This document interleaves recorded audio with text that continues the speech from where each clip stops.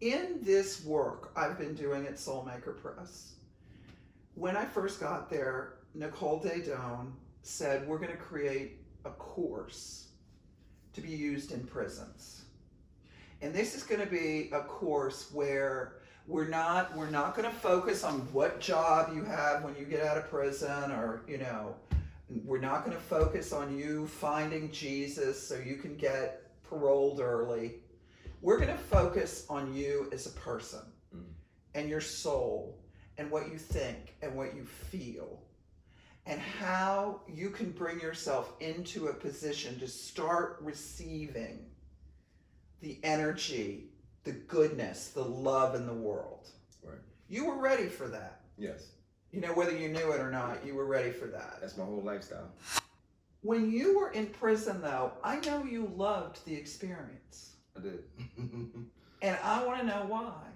Everything in my life I've been through, my experiences, has trumped that.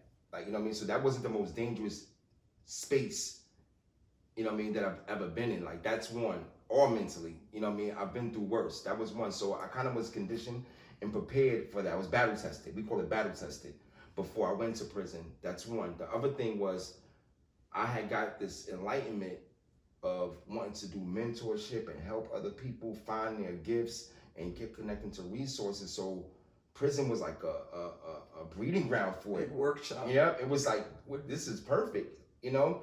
And then when I was in there, I've heard of it before, but I got to experience this light, this like really like genius that surrounds you in prison.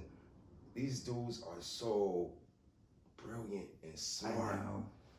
I know. It's like you're around the greatest. It's crazy people scary in the world. It's crazy, you know? scary. And it's so close that it's also dangerous at the same time. So what better place for me to be to get somebody to find themselves and then get them to a baseline so that they don't become dangerous, that they can be productive. Like, you know what I mean? Because when the violence takes over, it kind of overshadows your greatness because you don't know how to balance it. It wipes you out if you have a violent app. You know, to me, it seems like the daemon is very close in prison because the violence does break out. Like right. You know, it's like the only thing I have, you know, it's like when you're watching animals and suddenly they start beefing and you have no idea why. Yeah. I mean, but think about it. Captivity does that to animals. Yeah. So captivity for us will do the same thing. You can't move. You can't do certain things. Like, you know what I mean? So that closing space is actively moving closer and closer, and it's closing you in more and more. How do you manage that inside of yourself and find space? I mean, I would think that there would always be a sense of like being chased, being closed in. In prison? Yeah. The first thing I was taught was that in prison, it's 85% physical. No, 85% mental, 10% physical. Interesting. You have to mentally be strong. So when they say prison's going to make you or break you, they're talking about mentally. They're not talking about anything else. Because it looks like a lot of those people stay really strong physically. Yeah, you know, but mentally, it can break you. Is that the time you're left by yourself, or just the fact? It's not. It's the worrying about things, worrying about what's happening in the real world. Which this is the real world. You're in prison. It's a world of its own, and almost anything you can have on the what's outside. My wife doing out Right. there? What's my? And you know, you start getting these phone calls about like, you know, you're needed. But because you didn't understand that concept, you made a choice and you left somebody disappointed. You left somebody, you know, defenseless. You did that. That was your choice that did that. And then you have all these years to live with that while they're going through the world by themselves. And that's nobody else's fault but your own. So you're kind of confronted with the pain you caused. Correct. And that's the really hard part about prison. Yeah. A man that I write to in prison, for him, it was how he had let down his children. That's all he ever wrote about. Right. And you know, people don't think about that because they don't really give incarcerated people a soul. Right. They don't. They dehumanize them. Yeah. Yeah. And the whole, work that this group is doing and that Nicole has, spearheaded here is about trying to help them hear their soul. Right. And if they can hear their soul, they can begin moving towards genius, whatever that genius is in their life. Right. And that's the whole program. And it has, the responses from prisoners has been off the chain. I know. It makes me cry. Yeah. Because I don't think anybody ever asked them. No, they don't. You know what I mean? But so even like the whole concept of breaking down, not labels, but breaking down different departments of the people that enter prison. You know what I mean?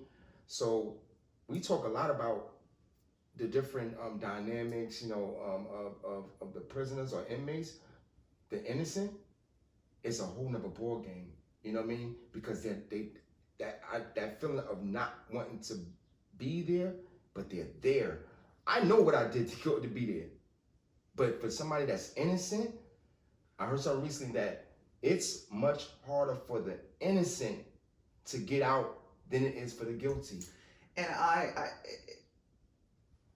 has anybody, they never will get numbers on people who are in jail who didn't do it. But it's, and that's what I'm trying to say. How many people have we executed? I've always had this bias, because I believed it, that everybody in there was guilty. You know what I mean? So, but when I got in there and you start learning people, and so even for them to be that strong to overcome it and just like, hey, just accept it and still like live a regular natural life and they're innocent is amazing to me. The books you were sending me were it was Spanish books, and they were American books, but the books were like, Enlightenment. Like, you know what I mean? Mm-hmm. I was handing those books out all throughout the tier. You know what I mean? Mm-hmm. Because I remember I kept saying, send me more. Mm-hmm. All of a sudden, the warden deputy called me and was like, what are you trying to be like 𝗷𝗵𝗲𝗶𝗲𝗏𝗍𝒻? And, it started to become that kind of pushback. They thought you were like... They didn't want that kind of power. Yeah. They didn't want that organizing. kind of power. Nope, whatsoever. And I got checked really quickly. And from there, that became my fight. Not the inmates pushing back in that regard. Like, you know what I mean? Like, no, we're going to stop bullying. We're going to stop this. I'm a mentor. Like, you know what I mean? If I catch somebody, doing stuff to inmates that's not warranted, we're going to have a problem, And then all of a sudden, I orchestrated a hunger strike, you know what I mean? And that was a problem. They consider it demonstrating. And when you demonstrate power like that, they will treat you as such. Yeah. They will put you under the prison. You know what I mean? Or they would tell me stuff like, hey, you see how you got all these representatives and people that care about you in the support system? So we can't touch you, but your friend in this cell... We'll torture him. Yeah, we'll do everything we can. And they did it. I stopped a lot of abuse on each other. And it's almost like, when your oppressor abuses you, you tend to abuse other people because... Absolutely. And that's what it was like. It was almost like, you're doing something that you detest. The best way to fight it is to not do it. Let me show you how to not do it.